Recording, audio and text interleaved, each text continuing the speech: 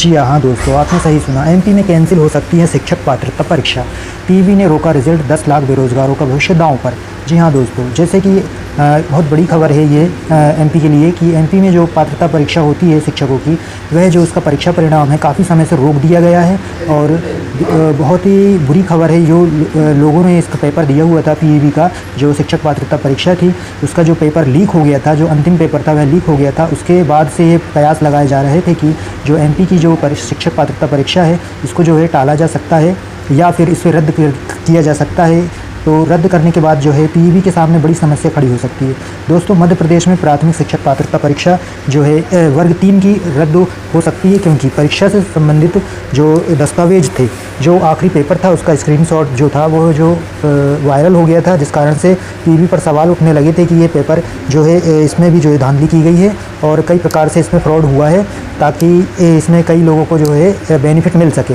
तो इसी प्रकार की कई जो आरोप लगाए गए थे पीईबी पर। तो मध्य प्रदेश में प्राथमिक शिक्षक पात्रता परीक्षा वर्ग 3 रद्द हो सकती है। परीक्षा से 10 लाख कैंडिडेट्स का भविष्य दांव पर लगा हुआ है। दोस्तों, एग्जाम के पर्चे स्क्रीनशॉट सिंधिया समर्थक कैबिनेट गोविंद सिंह राजपूत के कॉलेज सागर में बनाए गए एग्जाम सेंटर से लीक हुआ था। Madhya Pradesh agency for promotion of information technology MAPIT ने जांच कर बताया है कि वायरल स्क्रीनशॉट सही है। उसने डिटेल प्रारंभिक रिपोर्ट में लीक करने का तरीका भी बताया है। अब प्रोफेशनल एग्जामिनेशन बोर्ड मतलब पीईबी को परीक्षा पर फैसला लेना है, रद्द करें या उसे उसका लेवल और तरीका क्या होगा। बोर्ड के डायरेक्टर षणमुख प्रिया मिश्रा का कहना है कि जांच रिपोर्ट मिल गई है, जल्द निर्णय लिया जाएगा। पूरी खबर यह है दोस्तों कि यदि पीईबी इस पात्रता परीक्षा को रद्द करती है तो उसे भी बहुत नुकसान होगा, और साथ में जिन लोगों ने इस पेपर को दिया था उन लोगों का भी बड़ा नुकसान होगा। तो इस प्रकार से जो हम देख सकते हैं कि पीईबी के पास 3 ही विकल्प दिखाई दे रहे हैं कि या तो वह परीक्षा को पूरी रद्द कर देगा, या फिर जिस सेंटर में धांधली हुई है वही सेंटर परीक्षा को रद्द कर सकता है। मतलब जिस सेंटर में जो सागर का जो सेंटर है, केवल उस सेंटर में जितने भी पेपर हुए थे उसको रद्द कर दे, या तो फिर पूरी प्रक्रिया को ही रद्द करना पड़ेगा।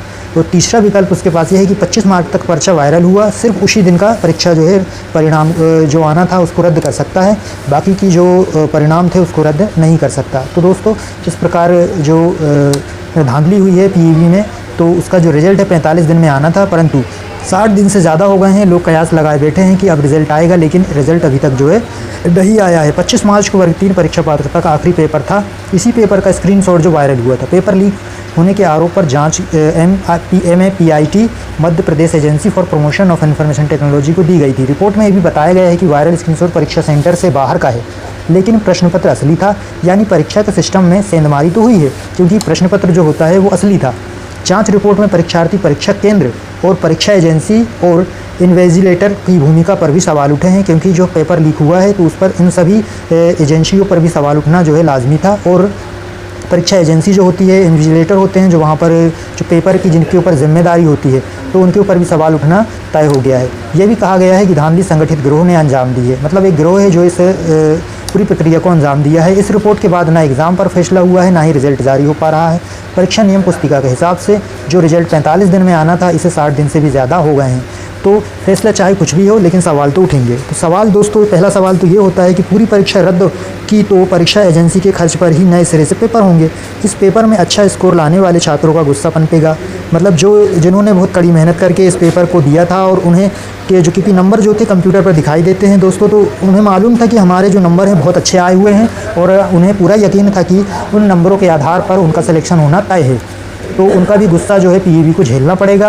और जो इस पे खर्च लगा हुआ था, जो लोगों से फ़ीस वसूली जाती है एग्ज़ाम के समय पे, जो जब एग्ज़ाम के लिए एप्लीकेशन लिया जाता है तो सभी को जो है फ़ीस भरना पड़ता है, तो वो फ़ीस का खर्चा भी जो है उनको कैसे वापस किया जाएगा, या उसी पर से दोबारा पेपर लिया जाएगा। तो इस प्रकार के कई सवाल जो है पीईबी पर उठेंगे।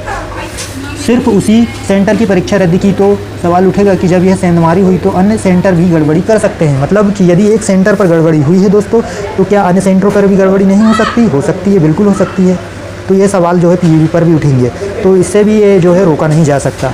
तीसरा दोस्तों ये है कि सवाल ये है कि 25 मार्च को पेपर रद्द हुआ तो दूसरे छात्र अपनी परीक्षा रद्द करने की भी मांग कर सकते हैं। मतलब जो छात्रों ने 25 से पहले भी पेपर दिया था, वह भी बोलेंगे कि हमारा भी पेपर रद्द किया जाए, क्योंकि जो है ऐसा ज़रूरी नहीं है कि केवल 25 मार्च के बाद वाले पेपरों को भी रद्द किया जाए, क्योंकि धांधली तो कहीं भी हो सकती है, चाहे 25 से पहले भी हो सकती है और 25 के बाद भी हो सकती है।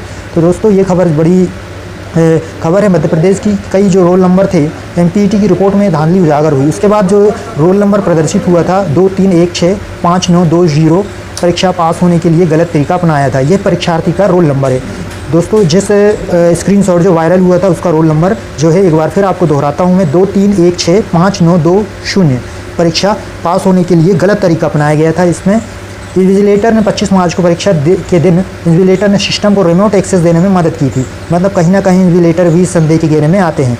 उसके बाद है परीक्षा एजेंसी। तो परीक्षा एजेंसी एजुकेटी का सिस्टम इतना फुल प्रूफ नहीं है कि इसमें सेंधमारी हो पाए।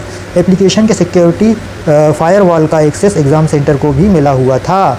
तो ये परीक्षा एजेंसी का जो दावा है कि जो सेंधमारी करना मुश्किल है सिस्टम में। तो गड़बड़ी की जाँच पुलिस करेगी। बोर्ड का कहना है कि MAPIT की रिपोर्ट का परीक्षण कराया जा रहा है। धांधली की यह जो रिपोर्ट है पुलिस को भेजी जाएगी।